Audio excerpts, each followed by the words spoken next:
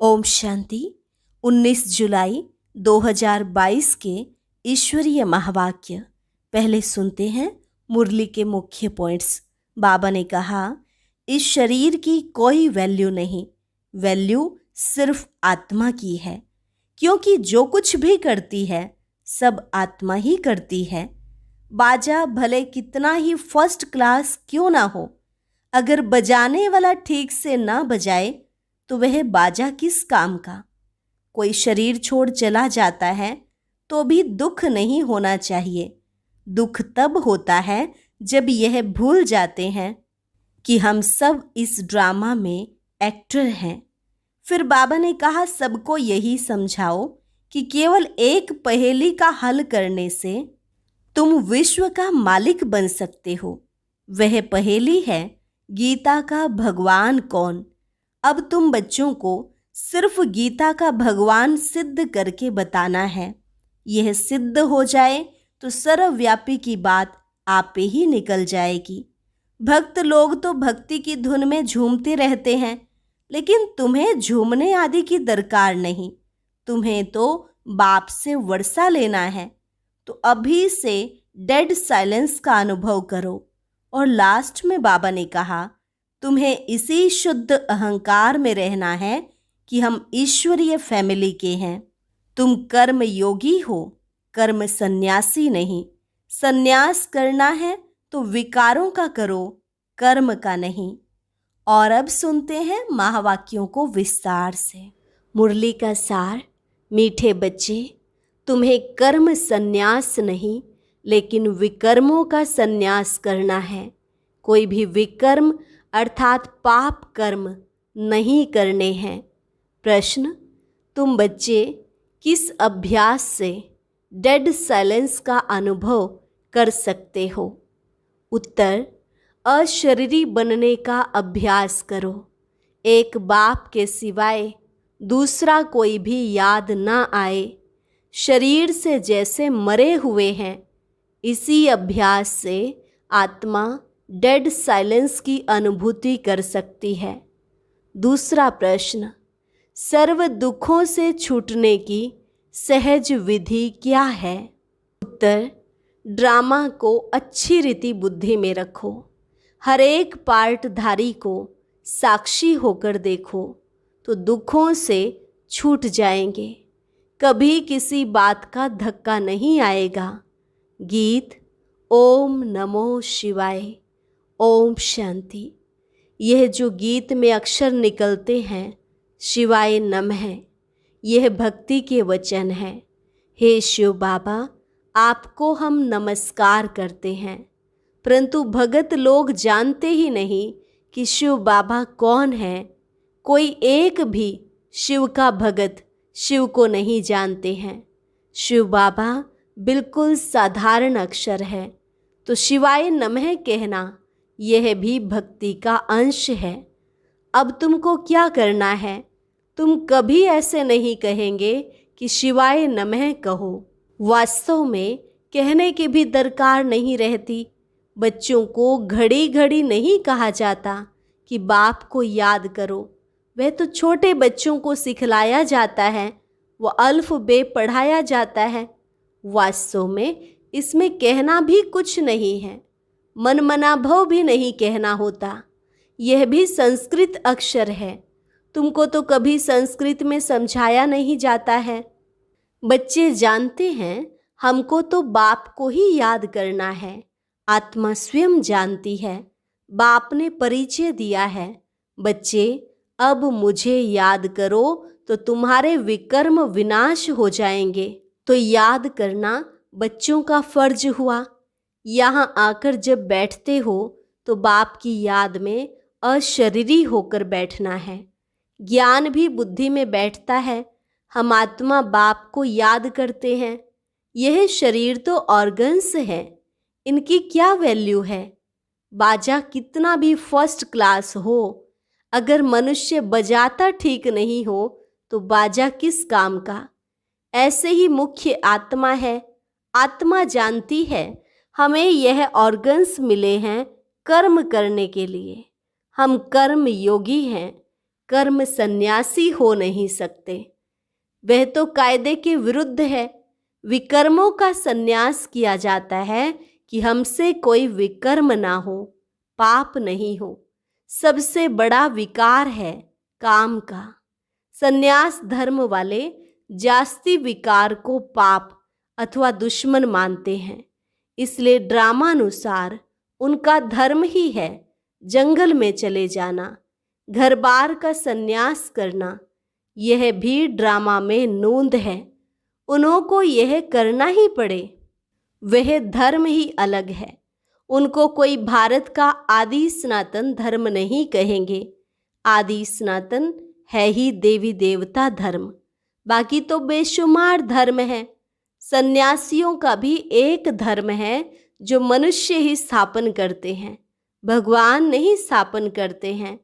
बाबा ने समझाया है कि कोई भी धर्म एक दो के पिछाड़ी मनुष्य स्थापन करते हैं। तुम ऐसा नहीं कहेंगे कि परमपिता परमात्मा ने कोई क्रिश्चियन धर्म स्थापन किया और सन्यासियों के निवृत्ति मार्ग का धर्म स्थापन किया। नहीं, गाया हुआ है परमपिता परमात्मा ब्राह्मण देवता क्षत्रिय धर्म स्थापन करते हैं और कोई भी धर्म भगवान नहीं स्थापन करते। ड्रामानुसार हर एक अपना अपना धर्म स्थापन करते हैं। ऐसा भी नहीं कि परमात्मा किसको कहते कि फलाने जाओ जाकर धर्म स्थापन करो। यह बना बनाया ड्रामा है। हर एक को अपने समय पर आकर अपना धर्म स्थापन करना है, क्योंकि पवित्र आत्मा है। पवित्र आत्मा बिगर कोई कब धर्म स्थापन कर नहीं सकते। कायदा नहीं, आत्मा आकर धर्म स्थापन करती है और पवित्र रहती है, और सब मनुष्य स्थापन करते हैं। यह एक देवी देवता धर्म बाप स्थापन करते हैं, क्योंकि उनको कहा जाता है, हे पतित पावन आकर नई दुनिया बनाओ। बुद्धि कहती है भारत पावन था, अब पतित है, इसलिए पुकारते हैं। पावन दुनिया में तो कोई पुकारेंगे नहीं। मनुष्य तो जानते ही नहीं कि पावन दुनिया कब होती है, पुकारते ही रहते हैं। अंत तक पुकारते रहेंगे, याद करते रहेंगे। वह इन बातों को समझेंगे नहीं जितना तुम समझते हो। तुम्हारी यह पढ़ाई है, यह पाठशाला है परमपिता परमात्मा की। यह भी प्रश्न बोर्ड पर बनवा कर लिखो। गीता का भगवान कौन? एक तरफ लिखो बाप की महिमा। वह मनुष्य सृष्टि का बीज रूप सत्य है, चैतन्य है, ज्ञान का सागर है। तुम कृष्ण को पवित्रता का सागर नहीं कह सकते हो, क्योंकि वह जन्म मरण में आते हैं। श्री कृष्ण की भी महिमा लिखनी है। सर्वगुण संपन्न, 16 कला संपूर्ण, संपूर्ण निर्विकारी, मर्यादा पुरुषोत्तम, डबल अहिंसक, अहिंसा परमो धर्म। इन बातों को मनुष्य तो एकदम भूले हुए हैं। रावण ने भुला दिया है। गीता का भगवान ही सृष्टि का रचयिता है, उनको भूल गए हैं। पहले नंबर की एकज भूल यह है। गीता का भगवान सिद्ध हो जाए तो सर्वव्यापी की बात भी निकल जाए। भगवान कभी ऐसे कह नहीं सकते कि मैं सर्वव्यापी हूँ। बाप कहते हैं कि मैं पतित पावन हूँ, मैं सर्वव्यापी कैसे हो सकता? एक एक से कितनी मेहनत करनी पड़ती है। बच्चों को समझाया गया है कि जब यहाँ बैठते हो तो सिवाय एक बाप के और कोई को याद नहीं करो। परंतु जिनकी प्रैक्टिस नहीं है, सारा दिन सर्विस में रहते हैं, वह निरंतर शिव बाबा को याद करें, यह बड़ा मुश्किल है। याद न करने से वह डेड साइलेंस हो नहीं सकते। तुम अशरीरी बन जाते हो, गोया शरीर से मर जाते हो। मरता शरीर है, आत्मा थोड़े ही मरती है। आत्मा कहती है मैं शरीर छोड़ता हूँ, मैं मरता हूँ। यह अक्षर कहना रॉन्ग है। आत्मा ने शरीर छोड़ा, यह राइट अक्षर है। यह समझ की बात है। आत्मा एक शरीर छोड़ दूसरा ले पार्ट बजाती है। पार्टधारी तो सब है ना। आत्मा पार्ट बजाती रहती है। अभी तुम बच्चों को यह ज्ञान मिलता है। ड्रामा प्लान अनुसार उनको दूसरा शरीर ले फिर पार्ट बजाना है। इसमें दुख हम क्यों करें? इस ड्रामा में हम एक्टर हैं, यह बात भूल जाती है। ड्रामा को जान जाएं तो दुख कभी हो नहीं सकता। तुम ड्रामा के आदि मध्य अंत को जानकर कहते हो फलानी आत्मा ने शरीर छोड़ा, जाकर दूसरा शरीर लिया। हर एक अपना पार्ट बजा रहे हैं। भले तुमको ज्ञान मिला है तो भी जब तक परिपक्व अवस्था हो तब तक कुछ धक्का आ जाता है। रावण राज्य में जड़जड़ी भूत हुए हैं ना, तो झट धक्का आ जाता है। सतयुग में कभी धक्का नहीं आता, वहाँ तो बैठे बैठे शरीर छोड़ देते हैं। अब नया शरीर जाकर लेना है। सर्प का मिसाल, यहाँ तो ढेर रोने लग पड़ते हैं, कहाँ कहाँ से आकर श्यापा करते हैं। सतयुग में यह बातें नहीं होती हैं। तुम संगम युग पर ही राम राज्य रावण राज्य की रस्म रिवाज को जानते हो। राम राज्य में तुम रावण राज्य को नहीं जानते हो। रावण राज्य में तुम राम राज्य को नहीं जानते हो। संगम पर तुम दोनों को जानते हो। बाबा आकर सारे ड्रामा के आदि मध्य अंत का राज समझाते हैं। फीलिंग आनी चाहिए कि बरोबर यह बात ठीक है। जब तक तुम ब्राह्मण नहीं थे तब तक कुछ नहीं जानते थे। ज्ञान बिगर मनुष्य तो जैसे जंगली हैं। गवर्नमेंट भी कहती है मनुष्य को पढ़ाई जरूर चाहिए। गांवड़े वाले पढ़ते नहीं हैं, अपनी खेती बाड़ी में ही लगे रहते हैं। तो बाहर वाले कहते हैं यह तो जंगली हैं। हमको तो अब बाप बैठ पढ़ाते हैं। हम गार्डन के फूल बनते हैं, वह हैं जंगल के कांटे। तुमको मालूम पड़ा है तब समझ सकते हो। दुनिया में ऊंच ते ऊंच गुरु को माना जाता है, क्योंकि समझते हैं कि वह सद्गति करते हैं। परंतु बाप ने समझाया है यह तो भक्ति में फंसाते हैं। भक्ति की धुन में बैठते हैं तो झूमते रहते हैं। तुमको झूमने आदि की दरकार नहीं। यहाँ तो बाप से वर्षा लेना है। बच्चा बड़ा होता है, समझ जाता है बाप से हमको वर्षा मिलना है। छोटे बच्चे के ऑर्गन्स ही छोटे हैं। तुम तो समझ सकते हो हमको अपना जीवन कैसा उच्च बनाना है। बरोबर भारत हीरे जैसा था। गीता में अगर परमपिता परमात्मा का नाम होता तो सब कुछ समझ जाते। परमपिता परमात्मा ही सर्व का सद्गति दाता है। उनकी शिव जयंती भी भारत में ही मनाते हैं। वास्तव में भारत तो सबसे बड़ा तीर्थ है। सबकी सद्गति करने वाला जो बाप है उनका जन्म यहाँ भारत में ही होता है। अभी तुमको पता पड़ा है बाप कैसे भारत देश में आते हैं। अब कौन सा तीर्थ स्थान उच्च मानेंगे? जरूर भारत को ही मानना पड़े। शिव के मंदिर तो जहाँ तहाँ हैं। सब धर्म वाले जहाँ भी शिव का मंदिर देखेंगे तो जाकर शिव बाबा पर हार चढ़ाएंगे। अगर जान जाएं कि शिव बाबा ही है जिसने हम सब की सद्गति की है तो भटकना छूट जाए। भारत को ही अविनाशी सचखंड कहते हैं। भारत कभी विनाश नहीं होता है। यह भी तुम जानते हो। भारत में जब देवी देवता धर्म था तो और धर्म वाले वखंड नहीं थे। तुम बच्चे जानते हो बाप अभी यहाँ फैमिली सहित बैठा है। यह ईश्वरीय फैमिली है और वह है आसुरी फैमिली। तुम्हारे में भी कोई कोई हैं जो अच्छी तरह समझते हैं, शुद्ध अहंकार में रहते हैं। देह अभिमान है अशुद्ध अहंकार। देवताओं के चेहरे पर कितना हर्षितपना रहता है। तुम्हारा शुद्ध अहंकार गुप्त है। आत्मा को बहुत खुशी होती है। ओहो, कल्प बाद फिर से बाबा मिला है। हमको राज्य भाग्य का वर्षा देने के लायक बना रहे हैं। बड़ी खुशी रहनी चाहिए। तुम्हारे अगेंस्ट बहुत हैं।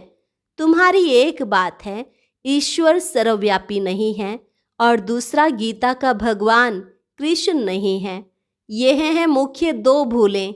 इसलिए बाबा कहते हैं कि पहले पहले पूछो परमपिता परमात्मा से आपका क्या संबंध है, और यह भी पूछो कि गीता का भगवान कौन है। जज करो इस पहेली को। इसको हल करने से सेकंड में जीवन मुक्ति पा सकते हो। जनक मिसल सेकंड में जीवन मुक्ति, यह तो भारत में मशहूर है। उसने कहा कौन है जो हमको सेकंड में ब्रह्म ज्ञान देवे। ये ब्रह्मा ज्ञान है ना, जो ब्राह्मण ब्राह्मणियां देते हैं। उनको ज्ञान देने वाला ज्ञान का सागर शिव है। इन बातों को तो वह समझते नहीं, ब्रह्म ज्ञान कह देते हैं। ब्रह्मा भोजन को ब्रह्म भोजन कह देते हैं। ब्रह्म तत्व है। ब्रह्मा तो है बाप, उनका बाप है शिव। यह बातें मनुष्य बिल्कुल नहीं जानते हैं। पहले तुमको यह बातें थोड़ी ही समझाई थी।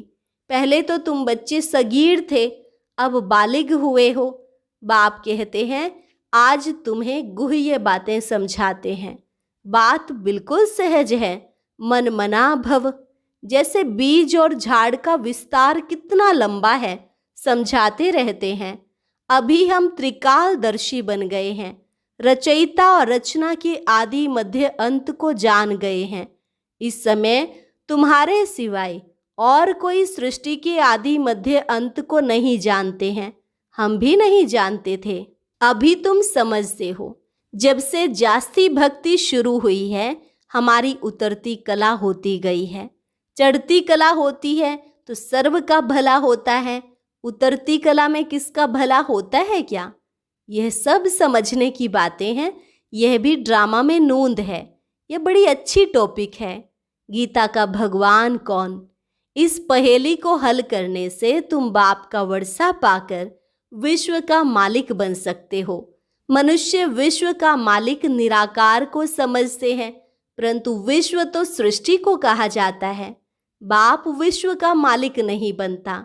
बाप कहते हैं मैं निष्काम सेवाधारी हूँ, तुम मोस्ट बिलवेड चिल्ड्रन हो। मैं तुम्हारा ओबीडिएंट सर्वेंट हूँ। तुम पुकारते हो हे पतित पावन, आकर पावन बनाओ। हाजिर सरकार, आया हूँ। बाप बच्चों का सर्वेंट ही है, फिर कोई कपूत भी निकल पड़ते हैं। बाप तो निराकारी निरहंकारी गाया हुआ है। उच्च ते उच्च भगवान, और फिर उनका यह रथ। कई बच्चे कहते हैं हम शिव बाबा के रथ के लिए कपड़ा भेज देते हैं। रथ की तो हम खातिरी कर सकते हैं ना। शिव बाबा तो खाते नहीं हैं, किसकी खातिरी करें? इनकी ड्रेस तो वही चली आ रही है। कोई अहंकार नहीं, कोई चेंज नहीं। इनको देखकर समझते हैं यह तो जौहरी था, यह कैसे प्रजापिता हो सकता? अरे इसमें मूंझने की क्या बात है, आकर समझो। हम ब्रह्मा मुख द्वारा वंशावली बने हैं। हमारा हक लगता है विश्व का मालिक बनने का। अच्छा, मीठे मीठे सिकिलधे बच्चों प्रति माता पिता बाप दादा का याद प्यार और गुड मॉर्निंग। रूहानी बाप की रूहानी बच्चों को नमस्ते। रूहानी बच्चों की रूहानी बाप दादा को नमस्ते नमस्ते, गुड मॉर्निंग।